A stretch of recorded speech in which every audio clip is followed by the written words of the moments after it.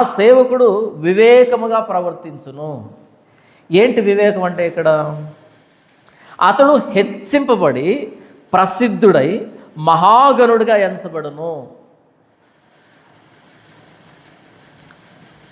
గెత్సెమనే తోటలో యేసుప్రభు ఉన్నప్పుడు ఆ సైనికులు వెళ్ళి యేసుప్రభుని వెతుకుతున్నప్పుడు మీరు ఎవరిని వెతుకుతున్నారని యేసుప్రభు అడిగి ఆయన నేనే అన్నప్పుడు బహుశా మనకు అది వివేకంగా అనిపించకపోయి ఉండొచ్చు.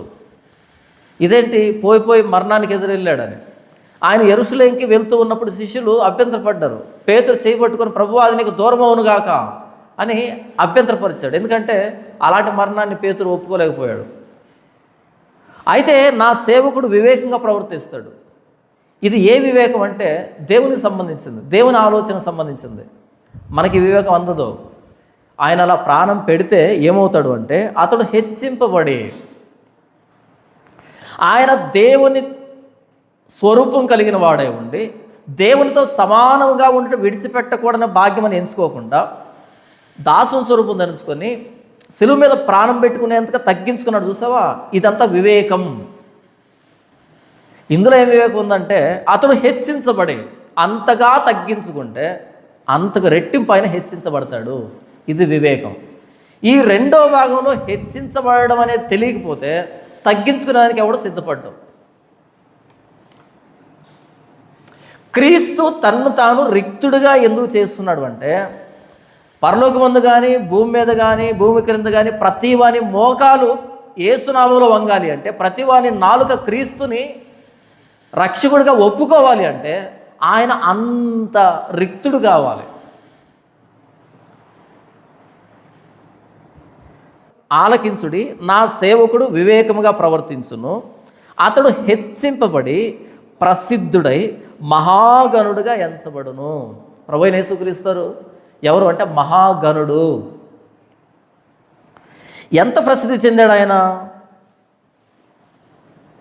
క్రీస్తు లేని దేశం ఏదైనా ఉందా ప్రపంచంలో? క్రీస్తు తెలియని దేశం ఏదైనా ఉందా ప్రపంచంలో? ప్రపంచంలో ఉన్న ప్రతి దేశానికి క్రీస్తు తెలుసు. లేదా ప్రపంచం అందరికీ తెలిసిన దేవుడు ఎవరైనా ఉన్నారు అంటే ఆయన ప్రభువైన యేసుక్రీస్తు మాత్రమే. మీకు అర్థమవుతుందో అర్థం కాలేదో? ఎప్పుడైనా మీరు ఒక ప్రపంచ పటాన్ని తీసుకోండి, లేదా గ్లోబ్ని తీసుకోండి, ఎన్ని దేశాలు ఉంటాయో. చిన్నగా రెడ్ కలర్లో ఉంటుంది, బ్లూ కలర్లో ఉంటుంది, ఎల్లో ఉంటాయి, రకరకాల కలర్స్లో పెద్ద మ్యాప్ ఒకటి ఉంటుంది. ఎన్ని దేశాలు ఉన్నాయో, ఎన్ని రకాల మనుషులు ఉన్నారో.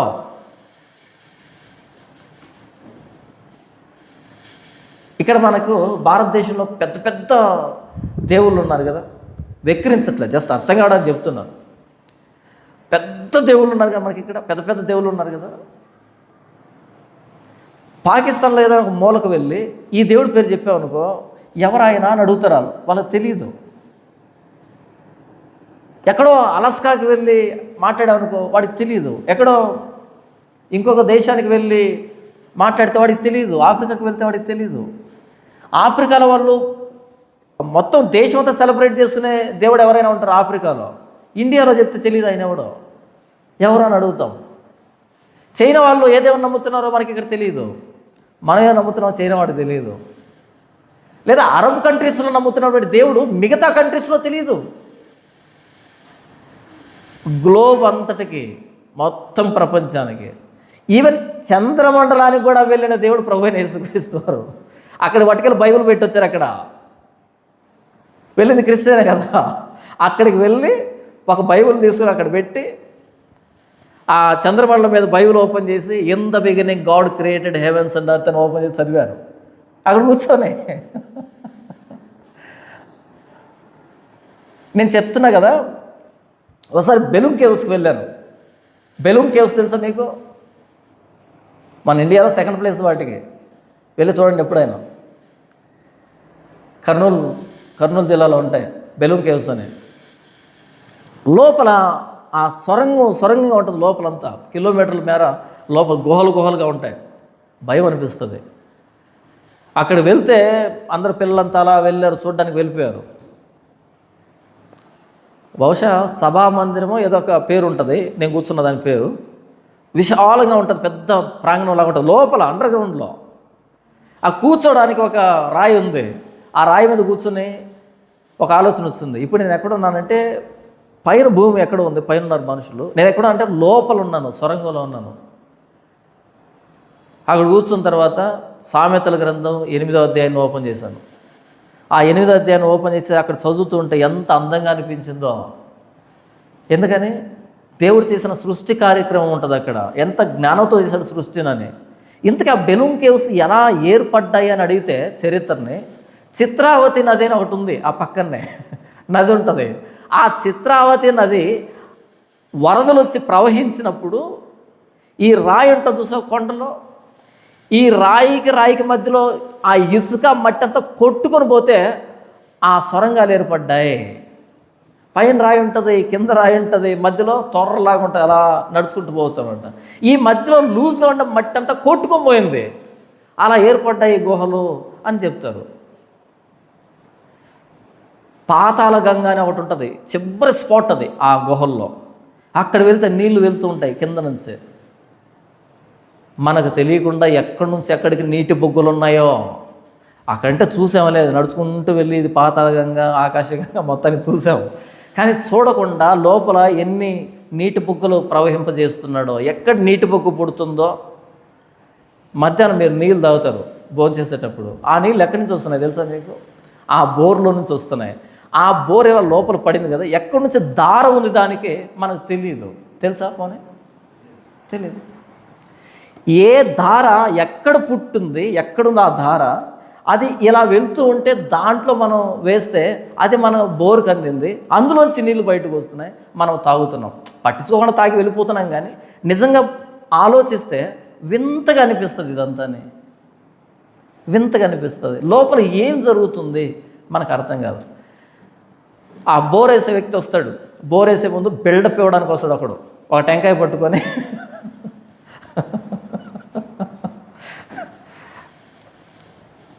అదొక విధమైన సరదా వాడికే. ఇక్కడ వేయండి అంటాడు. నేను అన్నాను, నువ్వు టెంకాయ పట్టుకొని తిరిగిన దానికి 500 నీకు. టెంకాయ పట్టుకొని తిరుగుతాడు, ఇలా అంటాడు. ఓవర్ యాక్షన్ అదంతా, ఏం జరగదు. లేకపోతే చెంబులో నీళ్ళు తీసుకొని ఇలా అంటాడు అనమాట. అలాంటి పడవా పడింది, వేసే అంటాడు. నేను అన్నాను, నీకు 500 ఇచ్చాను, అక్కడ నీళ్ళు ఉన్నాయని చెప్పిన దానికి 500 ఇవ్వలేదు ఈ వ్యక్తికి. నేనే చెప్పాను ఇక్కడ వేయండి అని నేను చెప్పాను, వేశారు. 500 వాడికి. నేను పెట్టుకునే ఖర్చు ఎంత?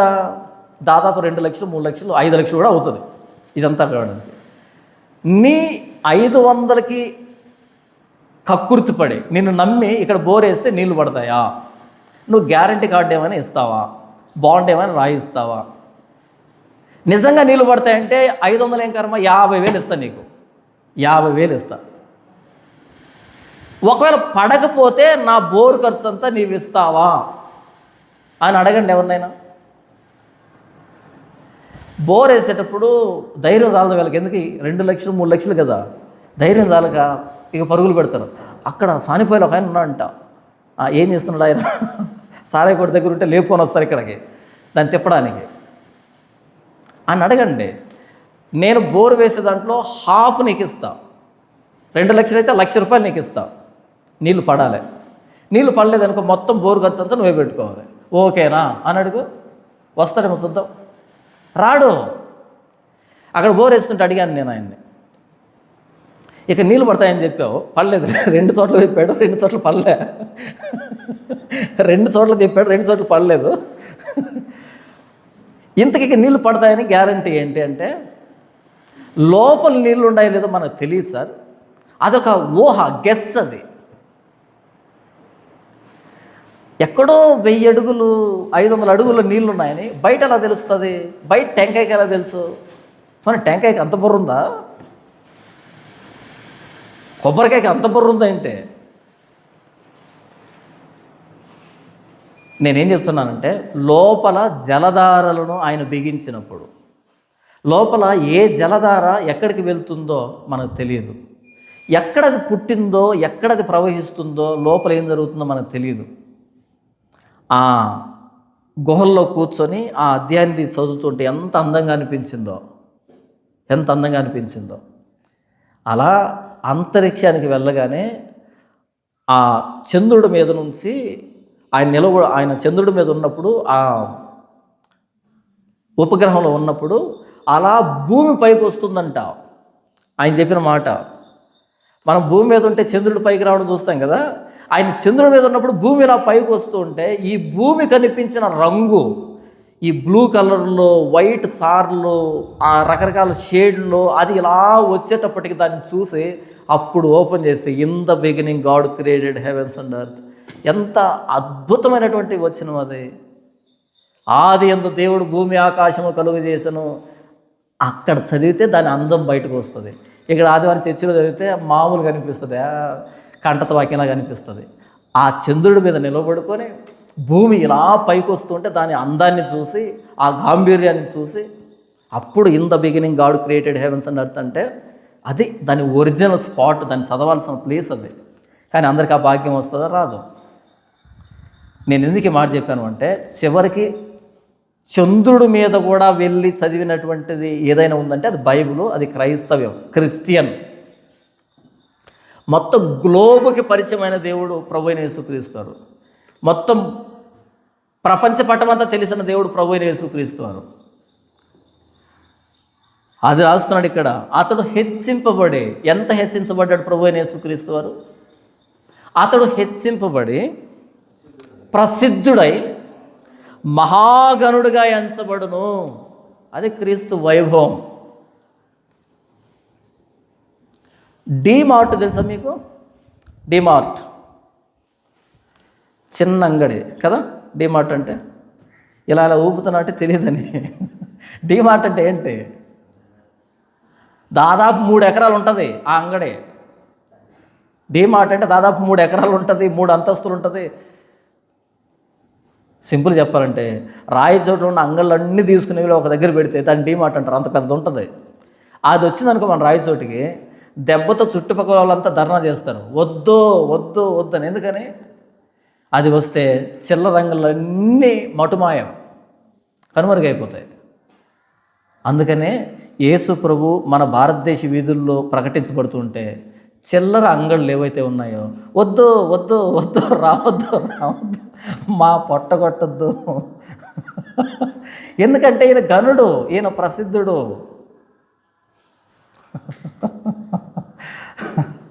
ఒక సామెత ఉంది తెలుగులో, మర్రి వృక్షం కింద ఏ చెట్టు పెరగదంట. మర్రి చెట్టు కింద ఏ చెట్టు పెరగదంట. ఎందుకని? మొత్తం నీడే కింద, ఏ చెట్టుకి ఎండ పడినవదు. అది మర్యాదగా అక్కడే ఉంటుంది. అంటే మరలా ఓడలు దింపి మరలా వెళ్తుంటుంది. ఇలా మర్రి వృక్షం ఆయన, వటవృక్షం ఆయన.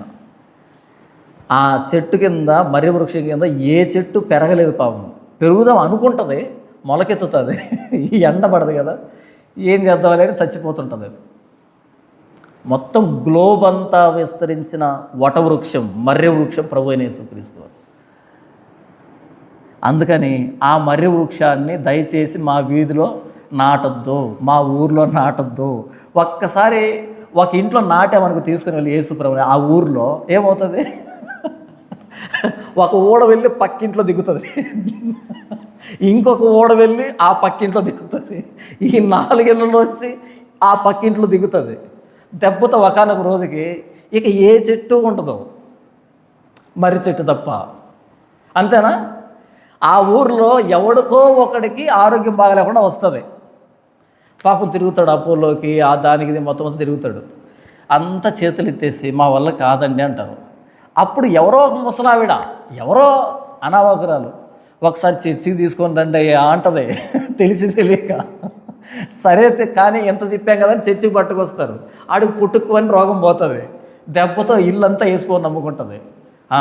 ఆ రోజు నుంచి ప్రార్థన, పాటలు, బైబుల్ అన్నీ జరుగుతుంటాయి ఆ ఇంట్లోనే. చుట్టుపక్కల ఏం మాట్లాడుతుంటారు? పెద్ద భక్తుడు వచ్చాడు, వేసుకొని నమ్ముకున్నారు, మన ధర్మం లేదా అని మాట్లాడుతుంటారు. ఎంతకాలము? ఆ పక్కింటో ఎవడికోవాడికి మరలా ఇలాంటి కండిషన్ వచ్చేది రోజు వరకు వాడికి వస్తుంది ఒకరోజు. ఆ తర్వాత వాళ్ళు ఏమంటారు? అయ్యా ఒక్కసారి మా ఇంటికి వచ్చి ప్రార్థన చేస్తారా అంటారు. ఈ ఇంట్లో ఓడ ఆ ఇంట్లో ఓడ దిగబడుతుంది. ఆ తర్వాత వీళ్ళిద్దరు కలిసి చర్చికి వస్తుంటారు. ఈ 2 ఇళ్ళు ఒకనొక రోజు ఆ ఎదురింటోడికి సేమ్ రోగమో పులకరం వస్తుంది, ఇంకొక ఓడ. దెబ్బతో ఊరంతా ఓడలే, ఊరంతా మర్రి చెట్టే, ఇక ఏ చెట్టు కనపడదు. ఇది అర్థం చేసుకుంది భారతదేశం. ఇది అర్థం చేసుకొని దయచేసి ఆ మొలకని మా ఊర్లో నాటొద్దు, దయచేసి ఆ విత్తనాన్ని మా ఊర్లో నాటొద్దు. తెలివైన వాళ్ళే, కానీ నాటకపోయినా సరే ఏదో ఒక రూపాయన వస్తుంది అంతే. ఇప్పుడు ఉన్న మర్రి చెట్లన్నీ అందరు నాటితేనే వచ్చాయా? నాటితేనే వచ్చాయా? కాబట్టి అతడు ఘనుడై ప్రసిద్ధుడై మహాగణుడు ఆయన, ప్రపంచమంతా తెలిసిన దేవుడు ఆయన. నువ్వు వద్దన్నా తెలుస్తాడు. సరే, ఊర్లోకి యేసు ప్రభు వద్దు, నువ్వు ప్రయాణం వెళ్తూ ఉంటావా?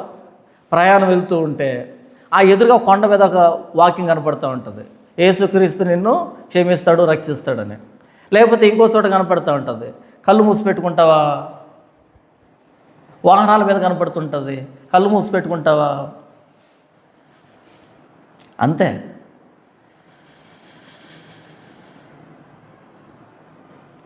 ఈ పక్షులు ఉంటాయి, రాత్రిపూట తిరిగేటువంటి పక్షులు ఉంటాయి, వస్తాయి, మర్రి విత్తనాలు ఫుల్గా తింటాయి, అజీర్ణం అయిపోయి వాంతి చేసుకుంటాయి, వెళ్ళి ఆ ఊర్లో ఆ గోడ మీద వాంతి చేసుకుంటాయి. దెబ్బతో ఆ గోడ మీద ఉంటాయి మర్రి విత్తనాలన్నీ. వర్షం వచ్చిన తర్వాత ఆ గోడలోంచి మర్రి వృక్షం బయటకు వస్తుంది. ఆపుతావా? కాబట్టి యేసు ప్రభు ఎవరంటే హెచ్చించబడినవాడు, ప్రసిద్ధుడు, మహాగణుడు. ఆయన సర్వప్రపంచానికి తెలిసిన దేవుడు ఈయనే, చంద్రమండలంలో తెలిసింది ఈయనే. కానీ ప్రపంచంలో చాలా మతాలు ఉన్నాయి. ఒక మతంలో గొప్పగా ఎంచబడేటువంటి దేవుడు ఇంకొక దేశంలో తెలియదు. ఆయన ఆ దేశంలో గొప్పగా ఎంచబడేటువంటి దేవుడు ఈ దేశంలో తెలియదు. మొత్తం ప్రపంచానికి, నాస్తిక దేశాలకి, ఆస్తిక దేశాలకి, దేవుని నమ్మే దేశాలు, దేవుని నమ్మనటువంటి దేశాలు, ప్రతి దేశానికి తెలిసిన దేవుడు క్రీస్తు. చివరికి నార్త్ కొరియాలో కూడా క్రిస్టియన్స్ ఉన్నారంట, అండర్ గ్రౌండ్లో. అక్కడికి ఎలా వెళ్ళారు? నార్త్ కొరియాలో దేవుడు అంటే కిమ్మే, వాళ్ళ నాన్నే, వాళ్ళ తాతే. కానీ అక్కడ కూడా అండర్ గ్రౌండ్లో క్రిస్టియన్స్ ఉన్నారంట. ఎలా? ఇది మర్రి విత్తనం, చాలా చిన్నగా ఉంటుంది, వెళ్ళి మొలకెత్తిందనుకో మొత్తం ఊరినంతటిని ఆక్రమిస్తుంది. అతడు హెచ్చించబడి ప్రసిద్ధుడై మహాగణుడుగా ఎంచబడును. 14వ వచనం, నిన్ను చూచి ఏ మనిషి రూపము కంటే అతని ముఖమును, నరరూపము కంటే అతని రూపమును చాలా వికారమని చాలామంది ఎలాగూ విస్మయమొందిరో. కానీ ఇంత ఘనుడు ఎలా ఆయన తను తగ్గించుకున్నాడు అంటే, నిన్ను చూచి ఏ మనిషి రూపము కంటే అతని ముఖమును, నరరూపము కంటే అతని రూపమును చాలా వికారమని చాలామంది ఎలాగూ విస్మయం ఉందిరో. విస్మయం పొందుతాం ఆయన ముఖాన్ని చూస్తే. Passion of the Christ movie ఉంటుంది చూడండి, ఇదే చర్చిలో అప్పుడు ఇక్కడ పెట్టేవాడిని, చిన్న టేబుల్ వేసి ల్యాప్టాప్లో చూసారు మీరు, స్టార్టింగ్లో పెట్టేవాడిని ఇక్కడ ప్యాషన్ ఆఫ్ ది క్రైస్ట్. యేసు ప్రభువును కొట్టేటువంటి సీన్ ఉంటుంది కొరడాలతో. చాలా మట్టుకు అది చూడడానికి ఇబ్బంది పడేవాడిని, నేను పూర్తిగా చూడలే ఇప్పటిదాకా ఏం జరిగింది అన్నది. కొన్నిసార్లు కళ్ళు మూసేసుకున్నాను, నా వల్ల కాలేదు. ఆయన కొడుతున్నప్పుడు, అలా లాగుతున్నప్పుడు చాలా సందర్భాలు కళ్ళు మూసుకున్నా, పూర్తిగా చూడలే. నేను చాలా సందర్భాల్లో స్కిప్ చేశాను, నా వల్ల కాలేదు. నేను సెన్సిటివ్ ఆ మ్యాటర్లో, అంటే అలాంటి వయలెన్స్ నేను భరించలేను. అలా యేసు ప్రభువును కొడుతుంటే కొన్నిసార్లు చూడలేకపోయాను. అలా మొత్తానికి ఆయన కొట్టిన తర్వాత ఎలా కనపడతాడంటే, మెల్ గిబ్సనే కదా హీరో, ఆయన ఎలా కనపడతాడంటే ఒక కన్ను ఇలా ఉబిగిపోయి ఉంటుంది, ఒక కన్ను ఇలా, ఒక కన్ను హాఫ్ మూసుకొని ఉంటుంది, ముఖం అంతా గాయాలై ఉంటాయి.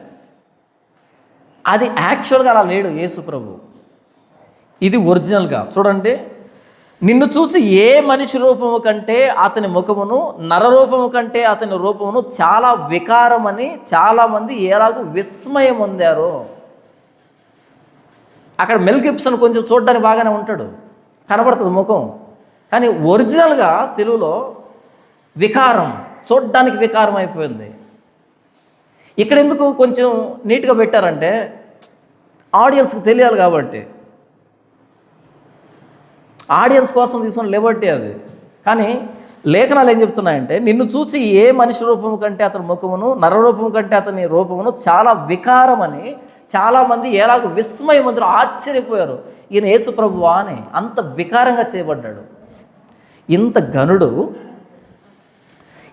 ఇంతగా హెచ్చించబడే కంటే ముందుగా తను తగ్గించుకున్నాడు చూసావా, రిక్తుడిగా చేస్తున్నాడు చూసావా. ఎంత రిక్తుడుగా అంటే ఆయన రూపం వికారంగా మారిపోయింది, విస్మయం పొందేంతగా అయిపోయింది. ఏ నరుడు అంత వికారంగా చేయబడలేదు, అంతగా తగ్గించుకున్నాడు, అంతగా సిలువ మరణాన్ని, సిలువ శ్రమల్ని భరించాడు ఆయన. అలాగే అంత వికారంగా చేయబడ్డాడు. అలాగే అతడు అనేక జనములను చిలకరించును. ఈ చిలకరించడం అనేటువంటి పదం లేవీకాండంలో పదే పదే కనపడుతుంది, సంఖ్యాకాండంలో పదే పదే కనపడుతుంది. ఇది యాజకునికి సంబంధించినటువంటి, ప్రధాన యాజకునికి సంబంధించినటువంటి పని.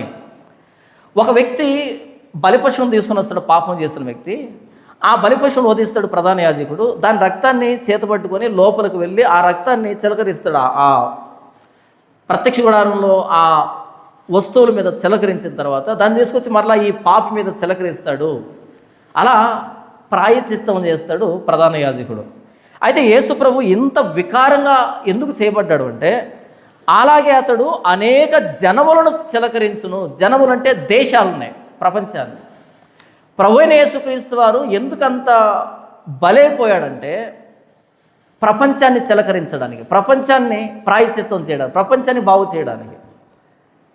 బలి పశువు ఆయనే, ప్రధాన యాజకుడు ఆయనే, బలి ఆయనే. ఆ బలి రక్తాన్ని పట్టుకొని ప్రపంచాన్ని చిలకరించింది ఈయనే. బలి పశువు ఆయనే, ప్రధాన యాజకుడు ఆయనే. మొత్తం ప్రపంచాన్ని చిలకరించేటువంటి ఒకే ఒక్క నాథుడు, దేవుడు ప్రభు అయిన యేసుక్రీస్తు వారు మాత్రమే. నేను చదువుకున్నాను ఇంటర్మీడియట్. నేను చదువుకున్న దగ్గర ఒక నది ఉంది. ఆ నది పేరు ఏంటంటే పాపాగ్ని నది. ఎందుకు ఆ పేరు పెట్టారు దానికి? ఆ నదిలో మునిగితేనంట మన పాపాలన్నీ అగ్నికి చెత్త కాలిపోయినట్టు కాలిపోతాయంట. అందుకని ఆ పేరు పెట్టారు. నిజంగానే కాలిపోతాయా?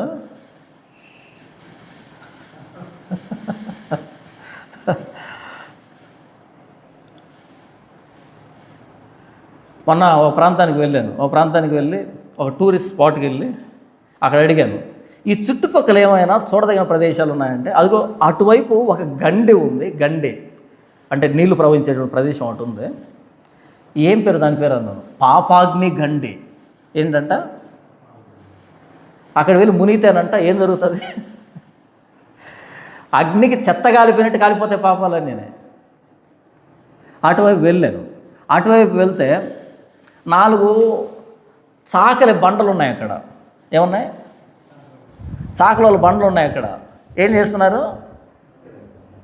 ఉతుక్కుంటున్నారు. అంటే బట్టలకు ఉండే పాపాలని ఉతుకుతున్నారు వాళ్ళు, అంతేనా? అర్థం. నీళ్ళలో పాపాలు పోవు. నువ్వు పాపాగ్ని అన్నా లేకపోతే ఇంకొకటన్నా పోవే, అలా పోవు పాపాలు.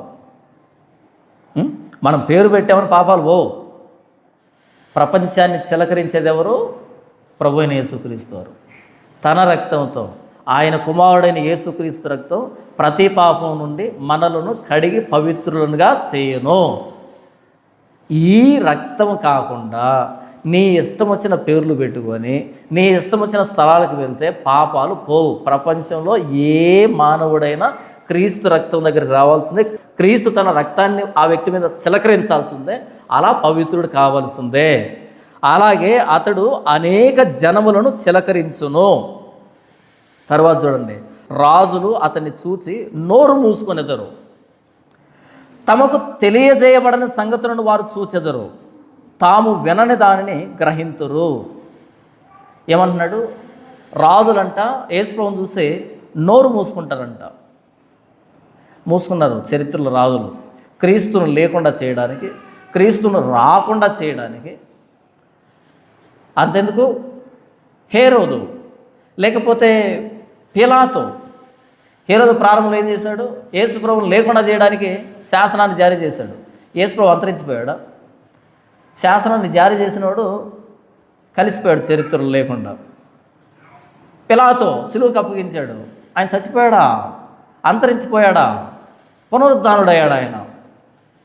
నీరో చక్రవర్తి క్రైస్తవుల్ని రోమ్లోంచి లేకుండా చేద్దాం అనుకున్నాడు, ఆయన లేకుండా పోయాడు పాపం. రాజులు అతన్ని చూసి నోరు మూసుకునేదరు. ఆయన గురించి మాట్లాడిన వాళ్ళు కానీ, ఆయన గురించి లేకుండా చేద్దాం అనుకున్న వాళ్ళు, ప్రతి ప్రయత్నం నోరు మూసుకునే ప్రయత్నమే. ఏంట్రా ఎలా అయిపోయిందని. తమకు తెలియజేయబడని సంగతులను వారు చూచెదరు, తాము వినందాన్ని గ్రహించరు. వాళ్ళు ఒకటనుకున్నారు క్రీస్తుని గురించి, వాళ్ళు ఏదో ప్రయత్నాన్ని తలపెట్టారు. చివరికి ఏమర్థమైంది? మాకు తెలియదు దీని గురించి అనే దగ్గరకు వచ్చి నిలవబడ్డారు. అంత గనుడు ప్రభువైన యేసుక్రీస్తు. ఇది మొదటి భాగం అయిపోయింది. ఇక 53వ మొదటి నుంచి 3 వచనాల్లో మనుషుల చేత ఎలా తిరస్కరించబడ్డాడు క్రీస్తు, ఇంత గనుడు. మొదటి వచనం చూడండి. మేము తెలియజేసిన సమాచారం ఎవడు నమ్మెనో, యెహోవా బాహువు ఎవరికి బయలుపరచబడెనో. యెహోవా బాహువు ఎవరికి బయలుపరచబడెనో. మనం చూసుకున్నాం కదా 51వ 9వ వచనంలో, యెహోవా బాహువ లెమ్ము లెమ్ము బలము తొడుక్కొమ్ము, పూర్వకాలంలోనూ పురాతన తరముల్లోనూ లేచినట్లు లెమ్ము. రాహాబును తుత్తునీలుగా నరికివేసిన వాడు నీవే కదా, మకరవును పొడిచిన వాడు నీవే కదా. యెహోవా బాహు అంట ఐగుప్తు నుంచి ఇశ్రాయేలును విడిపించిందంట యెహోవా బాహు. ఇక్కడ 53:1 ఏమంటున్నాడు? మేము తెలియజేసిన సమాచారం ఎవరు నమ్మాను, యెహోవా బాహు ఎవరికి బయలుపరచబడెను. అంటే యేసుప్రభు యెహోవా బాహువా? అంటే ఎర్ర సముద్రాన్ని చీల్చి నడిపించిన దేవుడు యేసుప్రభువా? దాని అర్థం అదేనా? యెహోవా బాహువా లెమ్ము లెమ్ము అని మాట్లాడుతున్నాడా? ఆయన గతంలో ఐగుప్తు నుంచి విడిపించాడని చెప్తున్నాడు కదా. మరి ఇక్కడ యెహోవా బాహువు ఎవరికి బయలుపరచబడెను? ప్రభువైన యేసుక్రీస్తు వారే ఆయన. పాత నిబంధనలు కనిపించేది ఆయనే యెహోవా పేరుతో. మేము తెలియజేసిన సమాచారం ఎవడు నమ్మెనో ప్రశ్న. ఎందుకు నమ్మరు? ప్రపంచం ఎవరిని నమ్ముతుందంటే, ఆ దేవుని చేతిలో చిత్ర విచిత్రమైన ఆయుధాలు పట్టుకొని ఆయన చండ ప్రచండుడిలాగా ఉగ్ర రూపాన్ని ధరించి అంత గొప్పగా కండలు వడదిరిగిపోయి ఉంటే ఆయన దేవుడని నమ్ముతుంది. కానీ ఇక్కడ ఎలాగున్నాడంటే, ఆయన నిన్ను చూసి ఏ మనిషి రూపము కంటే అతని ముఖమును, నరరూపం కంటే అతని రూపమును చాలా వికారమని చాలామంది ఎలాగ విస్మయం ఉందిరో. ఎలాంటి దేవుడు అంటే ఎవరు నమ్ముతారు? అది దాని అర్థం. మేము తెలియజేసిన సమాచారం ఎవడు నమ్మెను? నమ్మేదానికి వీలు లేనటువంటి సమాచారం సువార్త. సిలువను గూర్చిన వార్త నశించుతున్న వారికి వెర్రితనం. ఎందుకు వెర్రితనం? సిలువ మీద ప్రాణం పెట్టినోడు దేవుడు ఎలా అవుతాడు? సిలువని ఇలా పెకలించినోడు, శత్రువులను చంపేసినోడు ఆయన కదా దేవుడు అంటే. సిలువకి ఆహుతైపోయినవాడు, సిలువకి కలిసిపోయినవాడు, అందులో ప్రాణం పెట్టినాడు, ఆయన అలా దేవుడు అవుతాడు.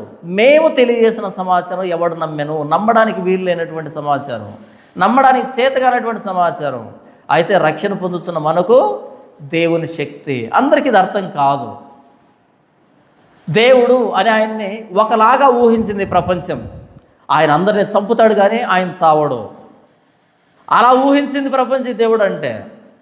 కానీ పాప ప్రపంచంలోనికి ఆయన రావాలి అంటే, పాపాన్ని ఓడించాలి అంటే, పాపం మీద అధికారం కలిగిన అపవాదిని ఓడించాలి అంటే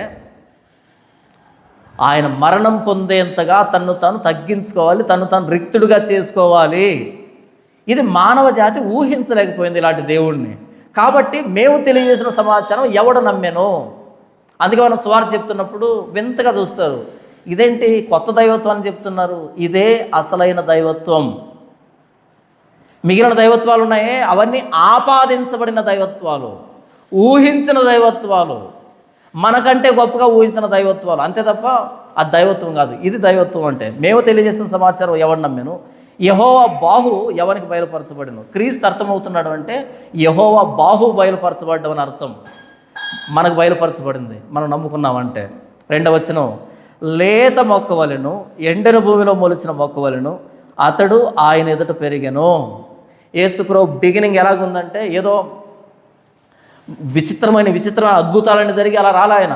లేత మొక్క వలె, ఎలాంటి గుర్తింపు లేకుండా, ఎలాంటి గుర్తింపుకు నోచుకోకుండా లేత మొక్క వలె, ఎండిన భూమిలో మొలిచిన మొక్క వలె, మొత్తం ఎండిపోయినటువంటి ప్రాంతంలో ఆయన ఒక్కడే పచ్చగా లేచినటువంటి మొక్క. ఆధ్యాత్మికంగా ఎండిపోయినటువంటి జీవితాలు, ఎండిపోయినటువంటి సంస్కృతులు, ఎండిపోయినటువంటి మతాలు, ఎండిపోయినటువంటి నైతిక విలువలు, పతనమైనటువంటి ప్రపంచం, అంత ఎండిపోయిన ఎడారిలో ఒక పచ్చని మొలకు మొలిచింది ప్రభువైన యేసుక్రీస్తు రూపంలో. అది మొత్తం అరణ్యంగా మారుత తర్వాత లేత మొక్క వలెను, ఎండిన భూమిలో మొలిచిన మొక్క వలెను అతడు ఆయన ఎదుట పెరిగెను. అతనికి స్వరూపమైనను సొగసైనను లేదు. మనం అతన్ని చూసి అపేక్షించినట్లుగా అతని యందు స్వరూపం లేదు. అతడు తృణీకరించబడిన వాడును, ఆయను మనుషుల వలన విసర్జించబడిన వాడును, వ్యసనాక్రాంతుడుగాను, వ్యాధిని అనుభవించిన వాడుగాను, మనుషులు చూడనొల్లని వాడుగాను ఉండను. అతడు తృణీకరించబడిన వాడు గనుక మనము అతనిని ఎన్నిక చేయకపోతుమే. రిజెక్టెడ్. అతడు ఆయన ఎదుట పెరిగను, దేవునికి లోబడుతూ పెరిగాడు ఆయన. దాని అర్థం మనుషులందరూ ఆయన మెచ్చుకుంటారని కాదు. మనుషులందరూ తిరస్కరించారు, దేవుడు అంగీకరించాడు. ఇదిగో ఈయనే నా ప్రియకుమారుడు, ఇతనేందు నేను ఆనందించుతున్నాను అని దేవుడు అన్నాడు. కానీ ఆయనను సొంత ఊరు అంగీకరించిందా? నజరేతు, కపెర్నహూము అంగీకరించిందా? మిగిలిన ప్రాంతాలు అంగీకరించాయా? తీసుకుని వెళ్ళి బయట సెలవెక్కించారు యెరూషలేం వెలుపల. కానీ దేవుడు ఏమన్నాడు? ఈయన నా ప్రియకుమారుడు, ఈయన నేను ఆనందించుతున్నాను. ఆయన పట్టుకుని వెళ్ళి యెరూషలేంకి వెలుపల పనికి రావని సిలువెక్కించారు. దేవుడికి లోబడి ఉన్నాడంటే ఒక వ్యక్తి, దేవుని చేత ఆమోదం పొందుతున్నాడంటే ఒక వ్యక్తి అందరి చేత గౌరవాన్ని పొందుతాడు అని అర్థం కాదు. దేవుని విధేయత మనుషుల దృష్టిలో వ్యతిరేకతను పుట్టించవచ్చు. మనం ఎక్కడ కన్ఫ్యూజ్ అవుతున్నామంటే, అదేంటి నేను కరెక్ట్గానే ఉన్నానే అన్ని విషయాల్లో, దేవుడికి అన్ని విషయాలు నమ్మకంగానే ఉన్నానే, మరి సమాజం ఎందుకు నన్ను యాక్సెప్ట్ చేయట్లేదు, ఒప్పుకోవట్లేదు? ఈ క్వశ్చన్ ఎప్పుడైనా వచ్చిందా మీకు? నేను దేవునితో కరెక్ట్గానే ఉన్నానే, ప్రజలు ఎందుకు నన్ను స్వీకరించట్లేదు, ఎందుకు నాకు అంత స్వాగతం లేదు, అంత ప్రశంస లేదు, అంత అనుకూలత లేదు అని అంటే, దీనికి లూకా గారు ఒక అద్భుతమైన సమాధానం చెప్తాడు. లూకా సువార్త 16వ అధ్యాయంలో ఒక మాట రాయబడింది చూడండి. 15వ వచనం, ఆయన మీరు మనుషుల ఎదుట నీతిమంతులను అనిపించుకుని వారు కానీ దేవుడు మీ హృదయంలో ఎరుగును.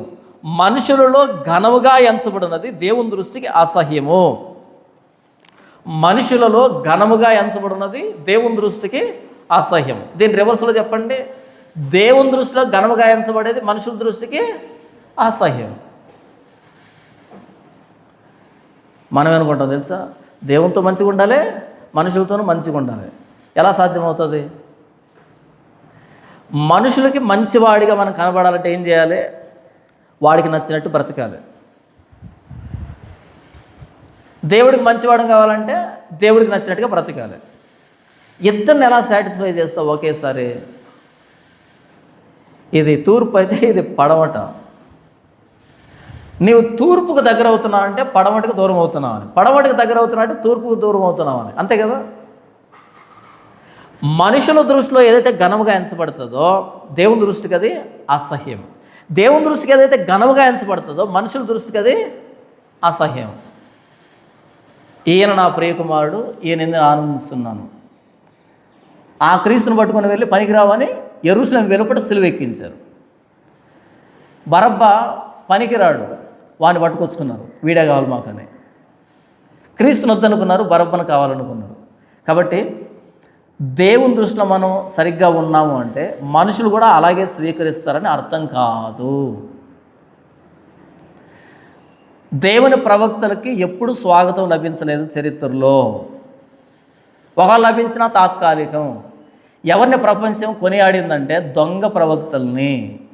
ఎందుకంటే వాళ్ళు వీళ్ళకి అనుకూలంగా బోధించారు కాబట్టి, సమాధానం లేని సమయంలో సమాధానం అని కేకలేశారు కాబట్టి. క్రీస్తుకి ఎప్పుడు స్వాగతం లభించలేదు, లభించినా తాత్కాలికం మాత్రమే. అపోస్తలుడైన పౌలుకి ఎప్పుడు స్వాగతం లభించలేదు, లభించినా తాత్కాలికం మాత్రమే. కానీ అబద్ధ ప్రవక్తలకి ఎప్పుడూ ప్రపంచం స్వాగతం సిద్ధంగానే ఉంచింది. అతడు ఆయన ఎదుట పెరిగాడు దేవుని ఆమోదంతో. కానీ అతడు తృణీకరించబడినవాడు, వ్యసనాక్రాంతుడు, వ్యాధిని అనుభవించినవాడు, మనుషులు చూడనొల్లని వాడు. మనం అతన్ని చూసి అపేక్షించినట్లుగా అతని ఎందుకు సొగసైనను స్వరూపమైన లేదు. మనుషులు రిజెక్ట్ చేశారు యేసుప్రభుని, దేవుడు అంగీకరించాడు యేసుప్రభుని. దేవుని చేత అంగీకరించబడుతున్నాడు ఒక వ్యక్తి అంటే మనుషులు అంగీకరిస్తారని అర్థం కాదు. మనుషుల మెప్పుని దేవుని మెప్పుని ఒకేసారి కోరుకోవద్దు. మనుషుల మెప్పైనా కోరుకో, దేవుడి మెప్పైనా కోరుకో. ఇద్దరిని ఒకేసారి సంతోషపెట్టాలని చూస్తే అమాయకులం అవుతాం.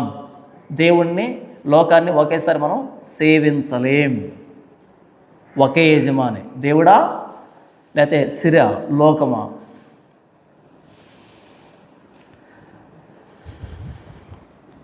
మనుషులు యేసు ప్రభుని వ్యతిరేకించరు, ఇక మనల్ని స్వీకరిస్తారా?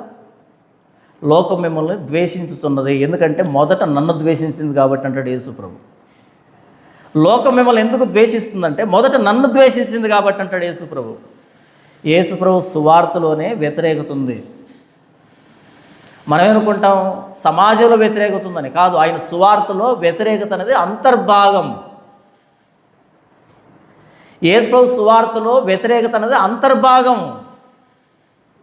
అందుకే యేసు ప్రభు తన శిష్యులు పంపిస్తూ అంటాడు, ఎవడైనా మిమ్మల్ని చేర్చుకోకపోతే, అదేంటి ప్రభువా మమ్మల్ని ఎందుకు చేర్చుకోరు అనన్ల వీళ్ళు, చెప్పు ప్రభువా అంటే, చేర్చుకోకపోతే వాడి ఇంట్లోంచి బయటకు వచ్చి మీ పాదాలకు అంటుకున్న ధూళిని అక్కడే వెదల్చండి ఇలా అంటే. చేర్చుకోరా? అందరూ చేర్చుకోరు. చేర్చుకునేవాడి ఇంటికే వెళ్ళండి, చేర్చుకోకపోతే ధూళి కూడా వదిలిపెట్టేసేయండి. రిజెక్షన్, వ్యతిరేకత ఉంది. సువార్తల అంతర్భాగం అది. వాడు స్వీకరించిన సువార్త స్పందనే, వాడు వ్యతిరేకించిన సువార్తకి స్పందనే అది. కానీ మనం ఏమనుకుంటామంటే సమాజంలోకి వెళ్ళేటప్పుడు అందరూ యేసుప్రభువును అంగీకరించాలి. అందరూ యేసుప్రభువును అంగీకరిస్తున్నారంటే నువ్వు చెప్పే సువార్త ఎక్కడో తేడా అనే.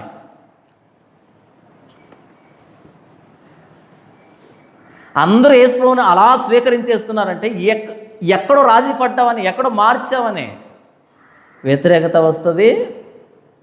కొద్దిగా స్వాగతము లభిస్తుంది. అందరు నమ్మరు, అందరూ తిరస్కరించరు. అతి కొద్ది మంది స్వీకరిస్తారు, ఎక్కువ మంది తిరస్కరిస్తారు. ఇది సువార్తకి రైట్ రెస్పాన్స్, కరెక్ట్ రెస్పాన్స్. అది అందరూ స్వీకరించారు అంటే సువార్తలు ఎక్కడో మార్పులు చేర్పులు చేసావని, షుగర్ కోటింగ్ వేసావని. కొద్దిగా శేషం ఉంటుంది, వాళ్ళు అంగీకరిస్తారు.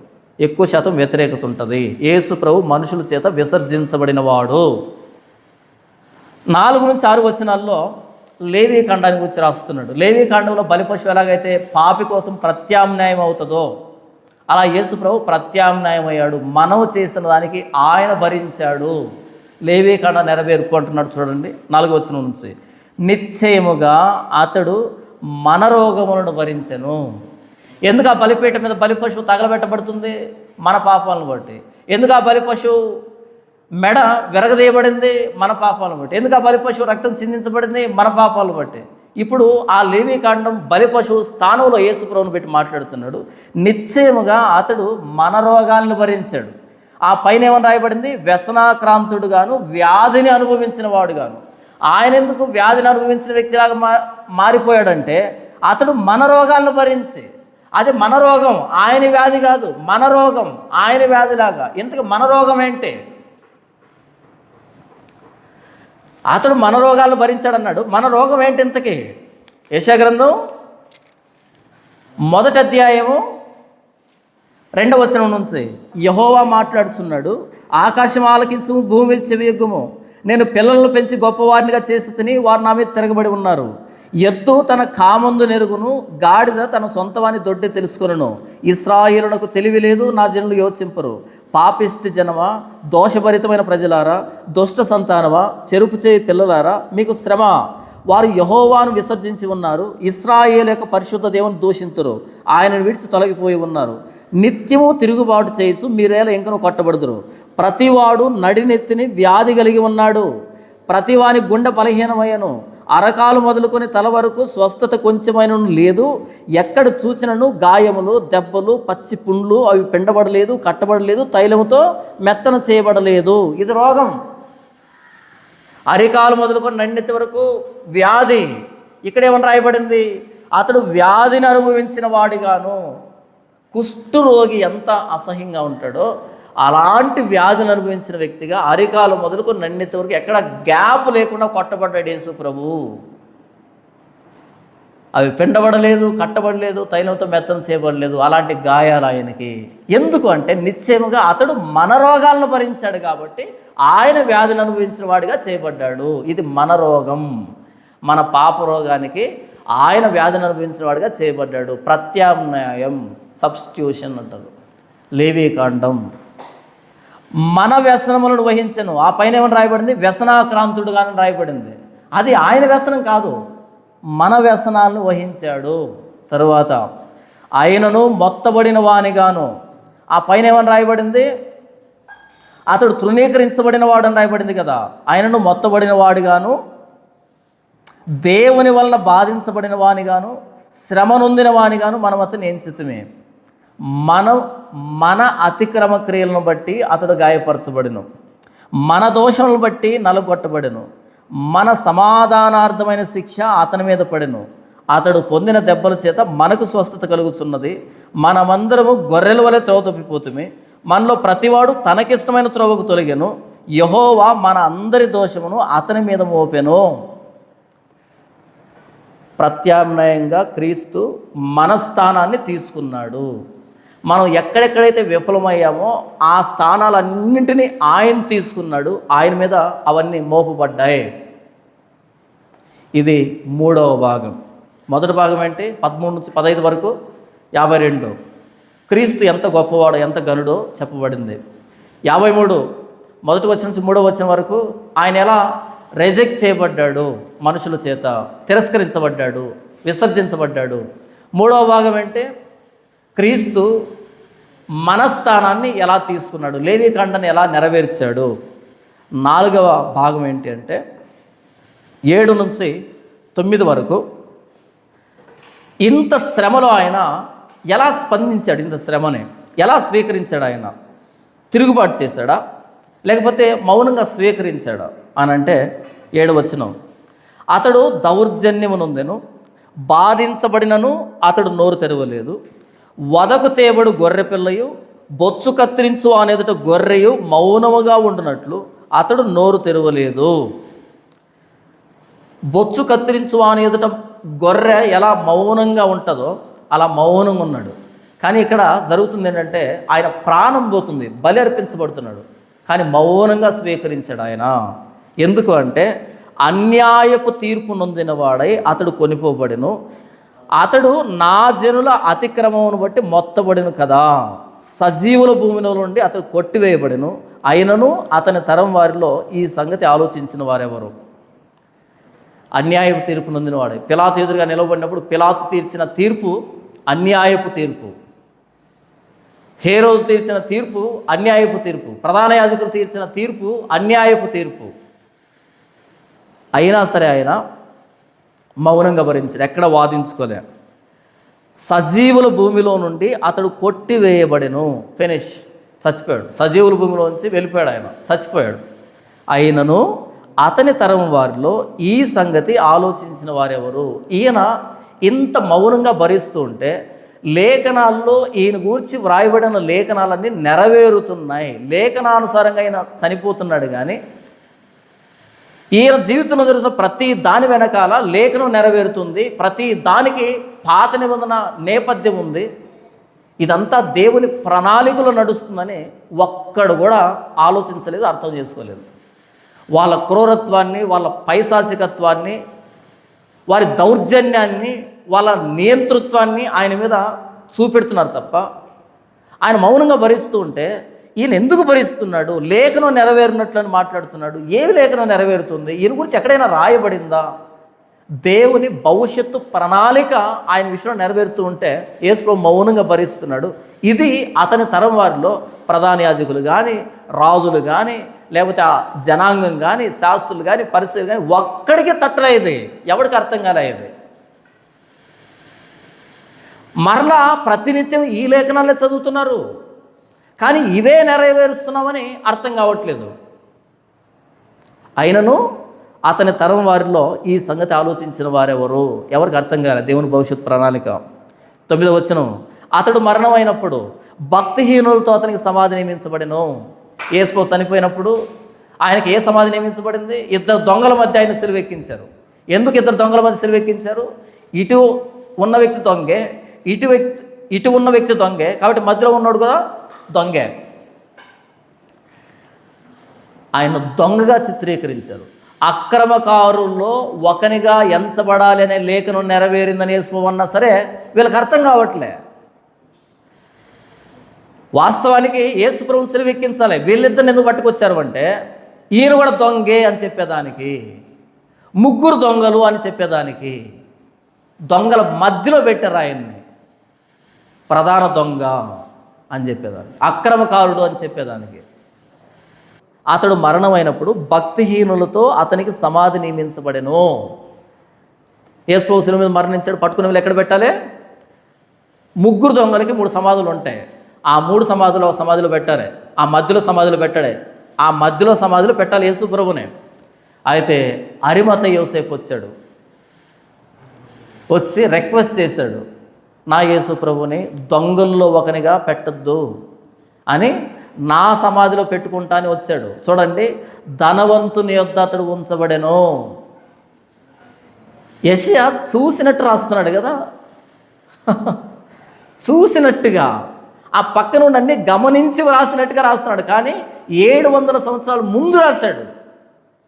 మనకంటే ఇప్పుడు మత్తయి, మార్కు, లూకా, యోహాను ఉంది కాబట్టి, ఇవన్నీ చదివాం కాబట్టి మనకి ఇది ఇంత సులభంగా అర్థమవుతుంది. కానీ 700 సంవత్సరాల క్రితం యెషయా రాస్తున్నప్పుడు ఎవరైనా ఏంటిది, దీనికి అర్థం ఏంటి తెలియదు, ఎవరికి చెప్పినా అర్థం కాదు. అది ఎవరి సేవకుడు, ఎవరి శ్రమపడిన సేవకుడు, ఎవరి తిరస్కారం నొందిన సేవకుడు, ఎవరి మానవ పాపానికి ప్రాయశ్చిత్తమైన సేవకుడు, ఎవరు ఇంత సైలెంట్గా దాన్ని భరించిన సేవకుడు, ఇంత మౌనంగా భరించిన సేవకుడు? ధనవంతుని యొద్ద అతడు ఉంచబడెను, నిశ్చయముగా అతడు అన్యాయమేమీ చేయలేదు, అతని నోట ఏ కపటం లేదు. ఇంత పర్ఫెక్ట్ పరిశుద్ధుణ్ణి భక్తిహీనులతో సిలువెక్కిస్తూ ఉంటే ఆయన ఎందుకు ఒప్పుకున్నాడు? ఏంటి విధేయత? ఇంత తగ్గింపేంటి? అర్థం కాదు వాళ్ళకి, అర్థం కాలే వాళ్ళకి. మనకు సులభంగా అర్థమవుతుంది. యెషయా పక్క నుండి చూసినట్టుగా. ఈ మత్తయి, మార్కు, లూకా, యోహాను వీళ్ళు లేటుగా రాశారు ఆయన గురించి. చాలామంది ఏమంటారు అంటే అలా కాదండి, ఇలా కాదండి, యేసు ప్రభు గురించి వాళ్ళు అలా రాశారు, వీళ్ళు ఇలా రాశారు అంటారు. ఏ మత్తయి వీళ్ళ గురించి వాళ్ళకంటే 700 సంవత్సరాలు ముందు రాశాడు ఈయన. పిన్ టు పిన్ రాశాడు, ఎగ్జాక్ట్గా ఏం జరిగిందో రాశాడు. ప్యాషన్ ఆఫ్ ది క్రైస్ట్ ఎప్పుడు రిలీజ్ అయింది? ఎప్పుడు రిలీజ్ అయింది చెప్పండి? Passion of the Christ release అయింది క్రీస్తుకు పూర్వం 700లో. డైరెక్టర్ ఎవరు? Prophet Isaiah. మీరు passion of the Christ movie చూసారా? పడడం ఆయన యేసు గెచ్చమనే తోటలో ఉంటాడు ఏడుస్తూ, ఆ చీకట్లో కనబడుతుంది. ఫస్ట్ ఫ్రేమే శిలువలో ఆయన పునరుద్ధరణ అవుతాడు కదా, తిరిగి లేచింది, అది లాస్ట్ షాట్. అది ఆయన తిరిగి లేస్తాడు, లాస్ట్ షాట్. అంతా గెచ్చమనే తోట నుంచి ఆ పునరుద్ధరణ వరకు ఆ 3 రోజులు అదే మొత్తం సినిమా. అక్కడ ఆ డైరెక్టరు ఆ బ్రిలియన్స్ని ఎలా అల్లాడు మొత్తం అంతటిని. ఈ మత్తయి కానీ, మార్కు కానీ, లూకా, యోహానులో చివరి భాగాలు ఏవైతే ఉన్నాయో ప్రభువైన యేసుక్రీస్తు సిలువకు సంబంధించి వాటిని ఆర్డర్లో పెట్టుకొని ఎంత అద్భుతంగా నెరేట్ చేసుకుంటూ వచ్చాడన్నది మనం చూస్తాం ప్యాషన్ ఆఫ్ ది క్రైస్ట్లో. యేసు ప్రభు గురించి చాలా సినిమాలు తీయబడ్డాయి. అందులో ప్యాషన్ ఆఫ్ ది క్రైస్ట్ అనే మూవీ ఒక జెమ్, అది ఒక ముత్యం, ఒక రత్నం, అది అంతే, డైమండ్. అది మొన్న వచ్చింది తెర మీదకి. 700 సంవత్సరాల క్రితం, అంటే 2700 సంవత్సరాల క్రితం రిలీజ్ అయింది. అది ఫస్ట్ ఇక్కడ రిలీజ్ అయింది. దీన్ని పట్టుకొచ్చి తెర మీద చూపించాడు మొన్న మెల్ గిబ్సన్. దీని డైరెక్టర్ ఎవరంటే ప్రాఫెట్ ఐజయా, ప్రవక్త యెషయా. కథ ఎవరిచ్చింది? దేవుడిచ్చింది. డైరెక్షన్ ఏంది, కథ ఆయింది, మొత్తం అంతా ఆయింది. అయితే అలా వచ్చిన కథ ఈ డైరెక్షన్ స్క్రీన్ మీద కనిపించడానికి 700 సంవత్సరాలు పట్టింది యెషయా రాసిన తర్వాత చరిత్రలో యేసు కనపడటానికి. ఎగ్జాక్ట్గా రాస్తున్నాడు. ఒకవేళ యెషయా గనక ఇప్పుడు మైక్ ఇస్తే ఒక ఉజ్జీవ సభ పెట్టి ప్రవక్త అయిన యెషయాని పిలిచి ముఖ్య ప్రసంగికుడిగా మైక్ ఇస్తే దేని గురించి మాట్లాడతాడు? 5 రొట్టెలు 2 చేపల గురించి అసలు మాట్లాడ్డా ఆయన. దేని గురించి మాట్లాడతాడు? ఇదే ప్రభు అయిన యేసుక్రీస్తు మేము తెలియజేసిన సమాచారం ఎవడు నమ్మెనో టైటిల్ అదే. ఇప్పుడు నేను చెప్పే సమాచారాన్ని నమ్మడానికి చేత కాదు మీ అందరికీ. నమ్మలేని విషయాన్ని చెప్తాను నేను. ఏంటి ఆ విషయం అంటే, దేవుడు శరీరాకారంతో వచ్చాడు, తన్ను తాను రిక్తుడిగా చేస్తున్నాడు. ఎంత రిక్తుడిగా చేస్తున్నాడు అంటే, మనుషులు చూడనొల్లని వాడిగా రిక్తుడిగా చేయబడ్డాడు. ఎలా హెచ్చించబడ్డాడంటే మొత్తం సిలువని కంటికి గట్టినట్టుగా ఎక్స్ప్లెయిన్ చేస్తాడు. ప్రవక్త యెషయా కనుక సువార్త చెప్తే ఎలా ఉంటుంది? మనమే డైల్యూట్ చేస్తున్నాం అంతానే. ఈ ప్రపంచానికి తెలియాల్సింది ప్రభు అయిన యేసుక్రీస్తు వారి సిలువ. మీరు చూడండి, యేసు ప్రభు మిగిలినటువంటి జీవితానికి సంబంధించి అక్కడొక ముక్క టచ్ చేసుకుంటూ వెళ్ళాడు. కానీ సిలువ దగ్గరకు వచ్చేటప్పటికి మొత్తం వరుసగా రాసుకుంటూ పోతున్నాడు. అదే ఎక్స్ప్లెయిన్ చేస్తున్నాడు. ఇది హార్ట్ ఆఫ్ ది గాస్పుల్. ఇది అర్థం చేయించడానికి మిగతా విషయాలు పనికొస్తాయేమో కానీ మిగతా విషయాలు మొత్తం కాదు. యేసు ప్రభు సిలువను అర్థం చేయించడానికి మిగతా విషయాలు చెప్పారు వాళ్ళు.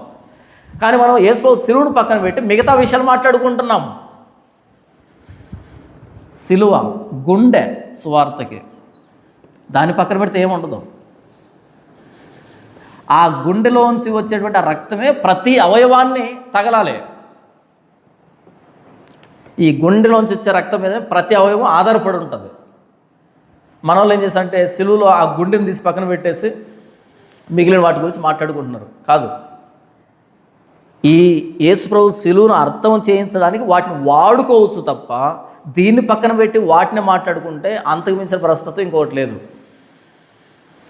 ఈ సువార్తతో ఈ సిలువతో టచ్ అయి ఉండాలి అవన్నీ. అందుకే మత్తయ్య గారు ఎక్కడ స్టార్ట్ చేసినా సిలువ దగ్గరకు వచ్చి ఆగాడు. మార్కు గారు ఎక్కడ స్టార్ట్ చేసినా సిలువ దగ్గరకు వచ్చి ఆగాడు. లూకా గారు ఎక్కడ స్టార్ట్ చేసినా సిలువ దగ్గరకు వచ్చి ఆగాడు. యోహాన్ గారు ఎలా స్టార్ట్ చేసినా సిలువ దగ్గరకు వచ్చి ఆగాడు. ఎవరు ఎక్కడ స్టార్ట్ చేసినా సిలువ దగ్గరకు వచ్చి ఆగుతున్నారు. కానీ మనం మాత్రం ఎక్కడ స్టార్ట్ చేస్తామో ఎక్కడ ఆగుతామో అస్సలు తెలియదు మనకి. స్టార్టింగ్ ఏదైనా కావచ్చు, నీ పాయింట్ ఎంట్రీ పాయింట్ ఏదైనా కావచ్చు, ఎండింగ్ మాత్రం ఒకటే, ప్రభు అయిన యేసుక్రీస్తు వారి సిలువ మరణం, సమాధి, పునరుద్ధానం. అక్కడికి వచ్చి ఆగాలే. ఇది బైబిల్ చెప్పినటువంటి మోడల్ రూట్ మ్యాప్ ఇది. కానీ మనం ఎక్కడ స్టార్ట్ చేస్తాడో తెలీదు, ఎక్కడ లేస్తాడో తెలీదు, ఎందుకు స్టార్ట్ చేస్తాడో తెలీదు, ఎక్కడ ముగిస్తాడో తెలీదు.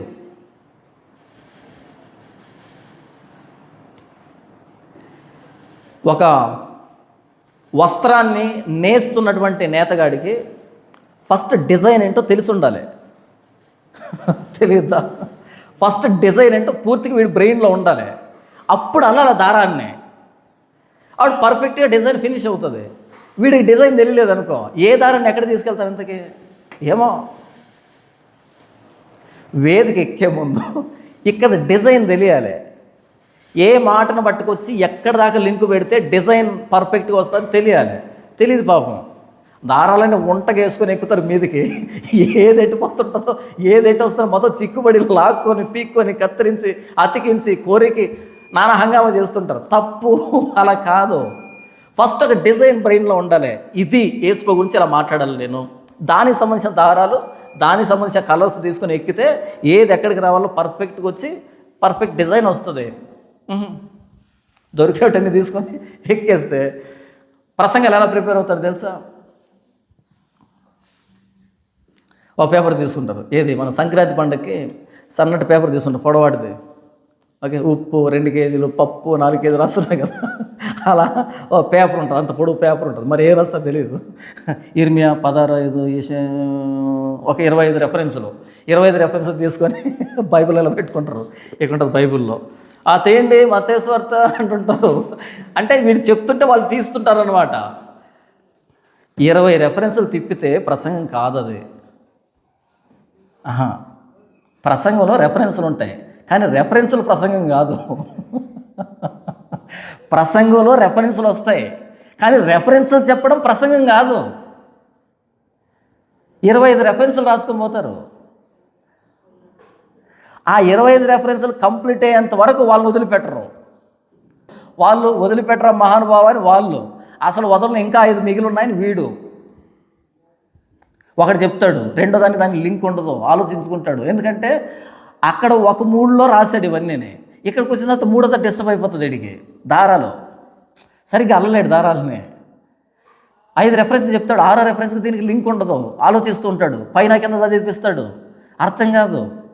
చిక్కుపడిపోతుంటాయి వేదిక మీద ప్రసంగాలు, కత్తిరించి కోరికి నానా హంగామా చేస్తుంటారు. అలా కాదు.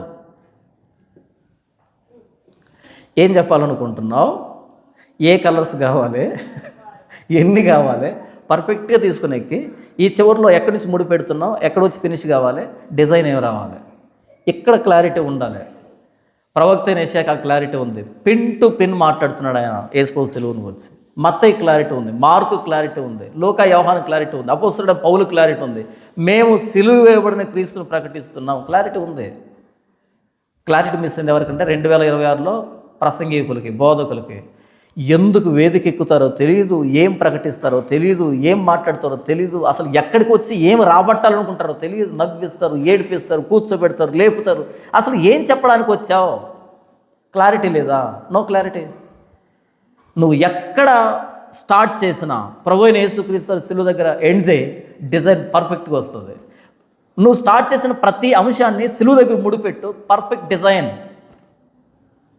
బైబిల్లో ఉన్న డిజైన్ అదే. సిలువ దగ్గరికి రాకుండా నువ్వు ఫినిష్ చేసావు అంటే, నువ్వు స్టార్ట్ చేసిన ప్రతి అంశం సిలువ దగ్గర అది కనెక్ట్ కాకపోతే, ఎండ్ కాకపోతే డిజైన్ వేస్ట్ అయిపోతుంది, గంట ప్రసంగం వేస్ట్ అయిపోతుంది. క్రీస్తు సిలువ దగ్గరికి రా, క్రీస్తు సిలువకు ముడిపెట్టదు ప్రతిదాన్ని, ప్రతి రంగాన్ని. పత్రికలో మీరు చూడండి, ప్రతి రంగాన్ని, అది కుటుంబం కానీ, ఫైనాన్షియల్ కానీ, వ్యక్తిగతం కానీ, సిద్ధాంతాలు కానీ, ప్రతిదీ పట్టుకొచ్చి సిలువ దగ్గరే ముడిపెడతాడు.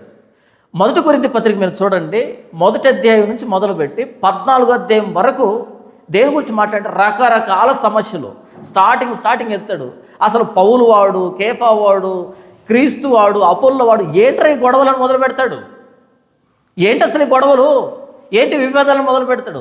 అక్కడి నుంచి తినేదాని గురించి, కట్టుకునే దాని గురించి, పెళ్లి గురించి, పేరెంట్ గురించి, చావు గురించి, విగ్రహాల గురించి మొత్తం మాట్లాడుకుంటూ భాషల గురించి మాట్లాడి ఈ గొడవలన్నీ తీసుకొచ్చి 10వ అధ్యాయంలో నేను మీకు చెప్పిన సువార్త ఏంటంటే, నేను తెలియజేసిన సువార్త ఏంటంటే, క్రీస్తు లేఖనాల ప్రకారం సిలువ వేయబడ్డాడు, సమాధి చేయబడ్డాడు, లేఖనాల ప్రకారం తిరిగి లేచాడు, సువార్త దగ్గర పట్టుకొచ్చాడు.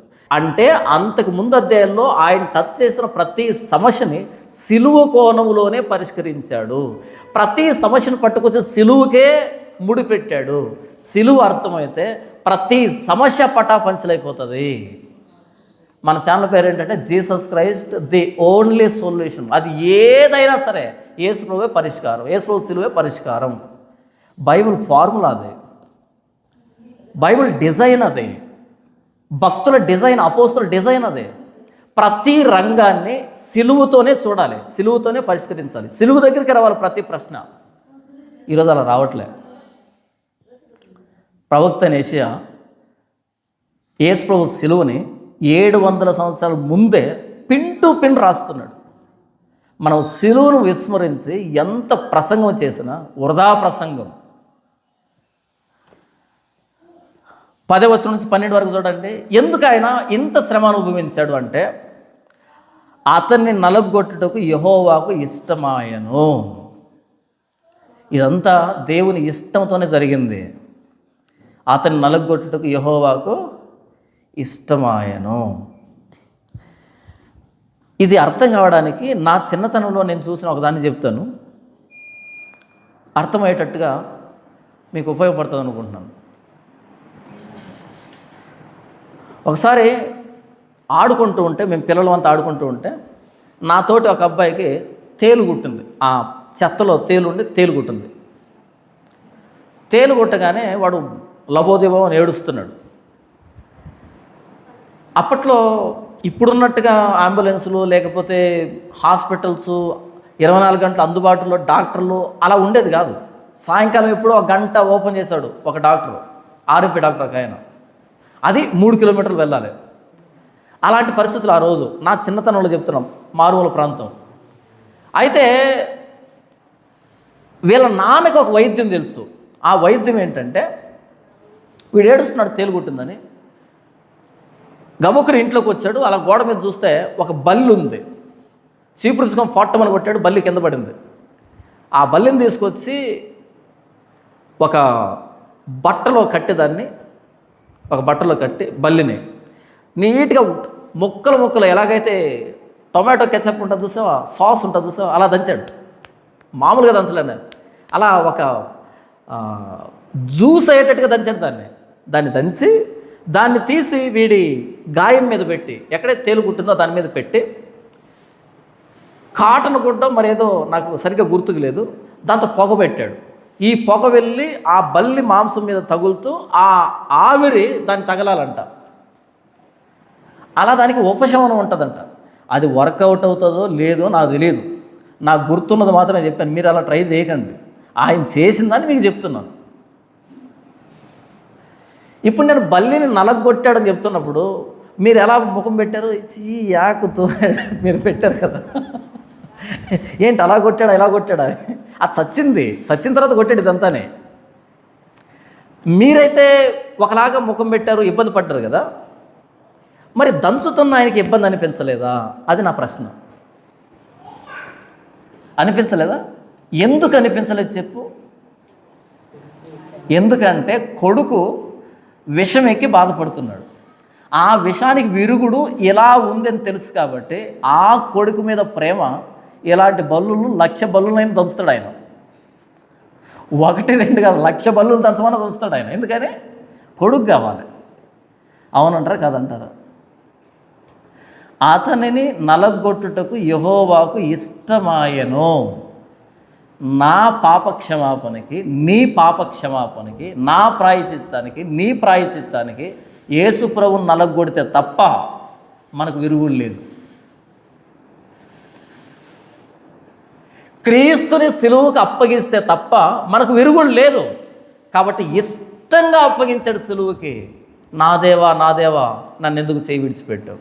ఎందుకు విడిచిపెట్టాడు? మనల్ని పట్టుకోవాలంటే ఆయన వదిలిపెట్టాల్సిందే. తండ్రి సాధ్యమైతే ఈ గిన్నె నా ఎదుట నుంచి తొలగించు. ఏం సాధ్యమైతే? నేను సిలువెక్కకుండా మానవుడికి రక్షణ సాధ్యమైతే ఈ గిన్నె నా ఎదుట నుంచి తొలగించు. ఆయన సమాధానం ఏం చెప్పాడు? No answer. ఇది సాధ్యం కాదు, నువ్వు సిలువ ఎక్కాల్సిందే, వీళ్ళు పాప ప్రాయచిత్తం పొందాల్సిందే. మొన్నేమైతే ఒక షార్ట్ చూశాను. ఆ షార్ట్ ఏంటంటే, పాముకి విరుగుడు ఉంటుంది చూసావా, యాంటీడోట్ ఉంటుంది విరుగుడు. ఆ మెడిసిన్ ఎలా వస్తుందో తెలుసా మీకు? ఎంతకీ పాము విషానికి విరుగుడు ఎలా వస్తుందో తెలుసా మీకు? ఏ పాము విషానికి విరుగుడు కావాలనో ఆ పాముని ఈ గుర్రం ఉంటుంది కదా, గుర్రాన్ని కాటు వేసేటట్టుగా చేస్తారు. ఇది వచ్చి ఆ గుర్రాన్ని కాటు వేస్తే, ఈ విషయం గుర్రంలోకి ప్రవేశిస్తే గుర్రం రక్తంలో దీనికి యాంటీబాడీస్ తయారవుతాయి, విరుగుడు తయారవుతాయి. అప్పుడు ఆ గుర్రాన్ని చంపి లేదా ఆ గుర్రంలోంచి ఆ రక్తాన్ని బయటికి తీసి దాన్ని పక్కన పెడితే యాంటీబాడీస్ అన్నీ సపరేట్ చేస్తే దాన్ని మెడిసిన్ రూపంలో మనకిస్తారు. మనం ఏ పాముకైతే విరుగుడు కావాలనుకుంటున్నామో ఆ పాము కాటుకి గుర్రం బలి కావాలి. అది బలైతే దాంట్లోంచి వచ్చిన యాంటీబాడీస్ తీసి మనకిస్తే మనం బాగుపడతాం ఆ పాము కరిచినప్పుడు. కాబట్టి పాము కాటికి మందు తీసుకొని బ్రతుకుతున్నామంటే అంతకంటే ముందు ఇంకొకటి పోయిందని అర్థం ఆ కాటుకి. అలా ప్రభు అయిన యేసుక్రీస్తు వారిని ఆ పాపం కాటు వేస్తే, అపవాది కాటు వేస్తే, క్రీస్తులో తయారైన యాంటీబాడీస్ ఏవైతే ఉన్నాయో అవి మనకి ఉపయోగపడుతున్నాయి, మనం బ్రతుకుతున్నాం. అతన్ని నలగొట్టుటకు యెహోవాకు ఇష్టమాయెను.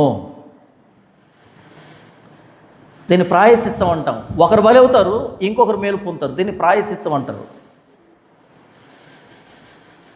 మనం విషయం నుంచి బయటపడాలంటే గుర్రం పోవాలి, తేలుగాటు నుంచి బయటికి రావాలంటే, తేలుగుట్టినప్పుడు బయటికి రావాలంటే అక్కడ బల్లి నలగొట్టబడింది. క్రీస్తు సిలువకు అప్పగించబడ్డాడు. మనం ఈరోజు పాప ప్రాయశ్చిత్తాన్ని పొందుకున్నాం. అతని నలగొట్టుటకు యెహోవాకు ఇష్టమాయెను. ఇదే యోహాను గారు ఏమంటారు అంటే, దేవుడు లోకమును ఎంతో ప్రేమించెను, కాగా తన అద్వితీయ కుమారునిగా పుట్టిన వానిందు విశ్వాసం ఉంచి ప్రతివాడు నశింపక నిత్యజీవం పొందినట్లు ఆయనను మనందరి కోసం అప్పగించాడు, ఇచ్చాడు, అనుగ్రహించాడు. మనల్ని ప్రేమించాడు, మన కోసం ఆయన నలగొట్టాడు. అతని నలగొట్టుటకు యెహోవాకు ఇష్టమాయెను, ఆయన అతనికి వ్యాధి కలుగజేసెను. మొదటి 3 వచనం ఏం రాయబడింది? వ్యాధిని అనుభవించిన వాడిగాను. తర్వాత ఏమని రాయబడింది? మన రోగాన్ని భరించాడు. ఇక్కడ ఏమంటున్నాడు? ఆయన అతనికి వ్యాధిని కలుగజేశాడు. ఒకే విషయం 3 యాంగిల్స్లో చెప్తున్నాడు. దేవుడే క్రీస్తుని అలా చేశాడు. అతడు తన్ను తానే అపరాధ పరిహారార్థ బలి చేయగా అతని సంతానం చూచును. ఏసిపోయేవాడంట తన్ను తానే. క్రీస్తుని బలవంతంగా ఎవరు పట్టుకోలే, తనకు తానుగా. ఎవరు వెదుగుతున్నారు? నజరేయుడైన యేసుని. నేనే. తన్ను తానే అపరాధ పరిహారార్థ బలి చేయగా అతని సంతానం చూచును. బలి అంటే అయిపోయిందా? చచ్చిపోయాడా? చనిపోయాడు, సమాధి చేయబడ్డాడు. తర్వాత చూడండి, అతడు దీర్ఘాయుష్మంతుడగును. పునరుద్ధానం.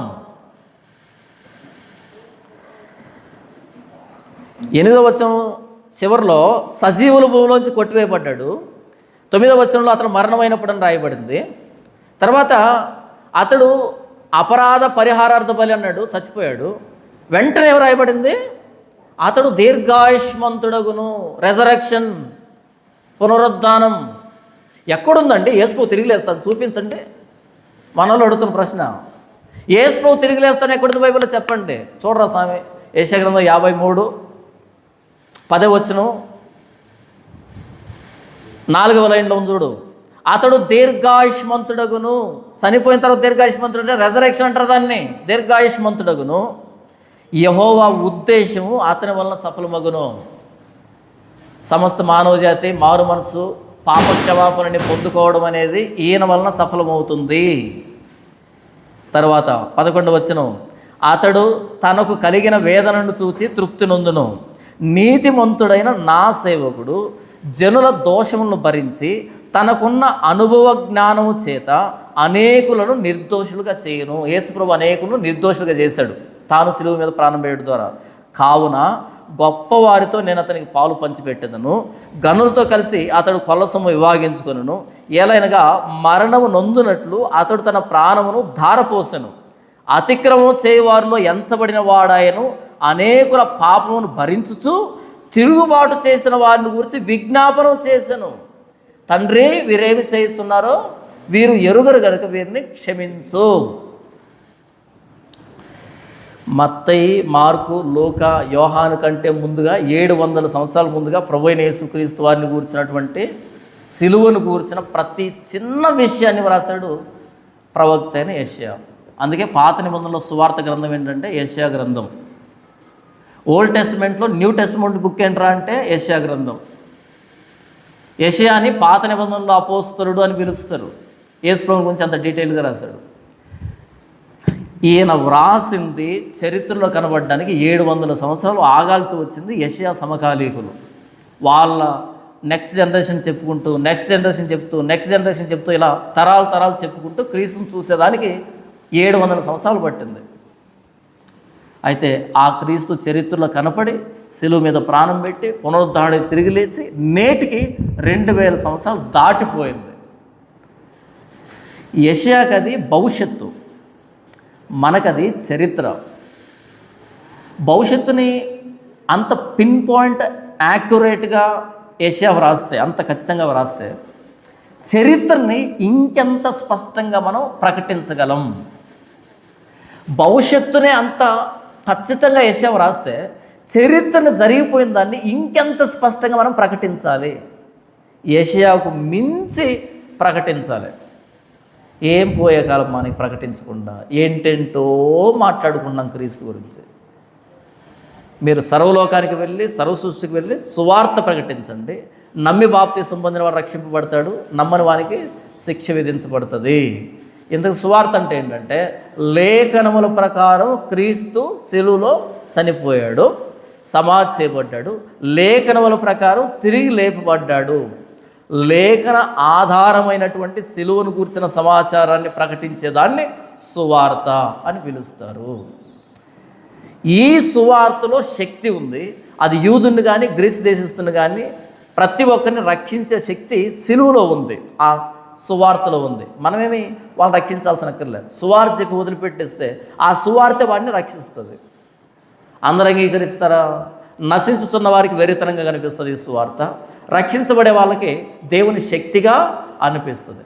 మనం చేయవలసింది ఏంటంటే ప్రకటించువారు పంపబడని ఎడల వినువారు ఎట్లు విందురు. మనం ప్రకటించకపోతే వినేవాడు ఎలా వింటాడు? కాబట్టి ఈ ప్రభువైన యేసుక్రీస్తు మరణ సమాధి పునరుద్ధానాలు గురించి ఆ సమాచారాన్ని పట్టుకుని వెళ్తున్నా అంటే మన పాదాలు పర్వతం మీద సుందరములై ఉన్నవి. అలా బబులోను చెర లాంటి పాపపు చెరలో ఉన్నటువంటి వ్యక్తులు విడుదల పొంది సుందర వస్త్రాలు ధరించి పరలోకానికి రావాలి అంటే, దేవుని సన్నిధికి రావాలి అంటే, నీతిమంతుడైన సేవకుడు ఎలా శ్రమ పొందాడు ఈ చెరలో ఉన్నటువంటి మానవ జాతిని విడిపించడానికి అనే సమాచారాన్ని మనం పట్టుకుని వెళ్ళి ప్రకటిస్తే కానీ పాపపు చెరలో ఉన్న ప్రపంచానికి ఈ ప్రభువైన యేసుక్రీస్తుని గురించి తెలిసే అవకాశం లేదు. ఆ పరలోకపు సువార్తని దేవుడు మనకిచ్చాడు. మనం ఇతరులకి ప్రకటించకపోతే వాళ్ళు ఎలా వింటారు? వినని వారికి వారు ఎట్లు ప్రార్థన చేస్తారు? ప్రకటించబడాలి, ప్రకటించేవాడు వెళ్ళాలి, ప్రకటించాలి, వాళ్ళు వినాలి, వాళ్ళు ప్రార్థన చేయాలి, వాళ్ళు రక్షణ పొందాలి. కాబట్టి ఈ సువార్త యెషయా చెప్పాడు, ఈ సువార్తని మత్తయి, మార్కు, లూకా, యోహాను చెప్పారు, అపోస్తులు చెప్పారు. ఈ సువార్తని ఈరోజు దేవుడు నా నోటి ద్వారా మీకు వినిపించాడు. మీకు చేరినటువంటి సువార్త ఇరుగు పొరుగు వారికి మనం ప్రకటించాలి. ఇది మనందరి బాధ్యత. యెషయా దీన్ని ప్రారంభించాడు, అపోస్తులు దీన్ని కొనసాగించారు, ధృవీకరించారు. మనం దీన్ని కొనసాగించాలి. ఇతరులను ప్రభువైన యేసుక్రీస్తు వారిలోనికి ఆహ్వానించాలి. రండి ఇక్కడికి, యేసు ప్రభువులో రక్షణ ఉంది అని చెప్పి. ఇది మనందరి భాగ్యము, మనందరి బాధ్యత. దేవుడి వాక్యం దీవించును గాక. ఆమేన్.